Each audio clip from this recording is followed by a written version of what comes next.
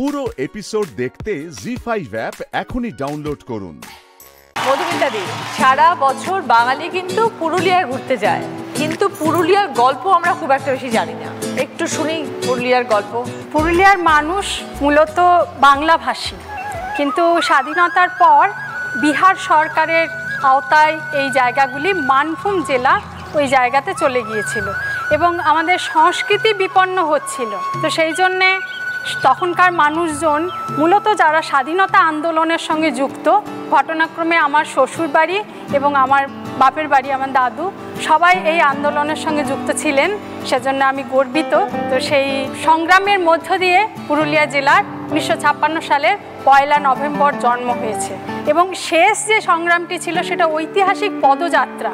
প্রায় 1005 জন পাকবীররা সেখানে জৈন পীঠস্থান ছিল, সেখান থেকে কলকাতা পর্যন্ত 16 দিন ওই রৌদ্রের মধ্যে 20 এপ্রিল হেঁটে হেঁটে তারা আসেন এবং সেখানে তারা পরের দিন কারাবরণ করেন, আইন অমান্য করেন এবং ততদিনে সরকার সিদ্ধান্ত নিতে বাধ্য হন যে হ্যাঁ, বিহার থেকে পুরুলিয়া জেলা, তখনকার নাম ছিল মানভূম জেলা, সেটা নতুন নবরূপে পুরুলিয়া জেলার সৃষ্টি হয়। এই যে ভাষা আন্দোলনের কথা আপনি বলছেন, শুধু কি বাংলা ভাষা?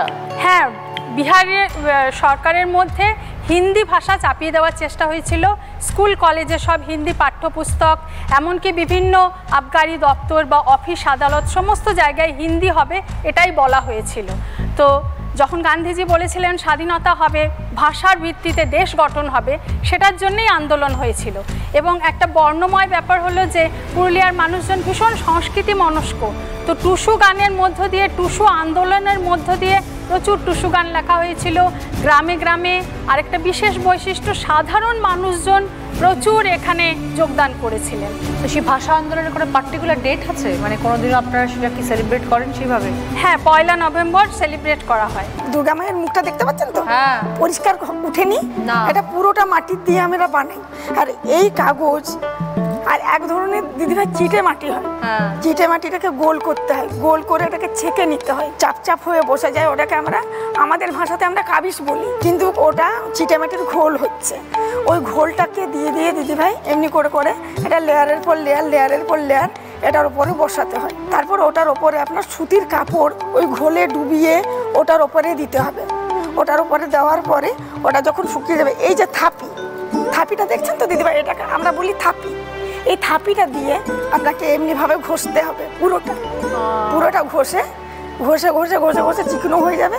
তারপর ওকে এই থাপিটা দিয়ে যখন হালকা হালকা শুকিয়ে যাবে তখন ওর চোখ মুখগুলো কাটতে হবে, দিয়ে ওই রকম চোখগুলো বেরোবে। হ্যাঁ, চোখগুলো কাটতে হবে। তো এটা হলো প্রথম ধাপ দিদিভাই, আর এটা হচ্ছে আপনার দ্বিতীয় ধাপ।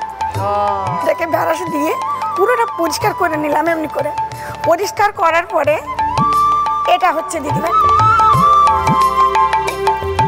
এটার ওপরে হবে আপনার খড়ি, পুরোটা সাদা হবে। তারপর দিদিভাই এইভাবে হবে, এটা চোখ মুখ আঁকতে হবে। এটা চোখ মুখ এঁকে এটা দেখলেন, তারপর হচ্ছে এটা ফুল কমপ্লিট। বাহ, অপূর্ব। জি5 ডাউনলোড করুন আর সব এপিসোড দেখুন একদম ফ্রি।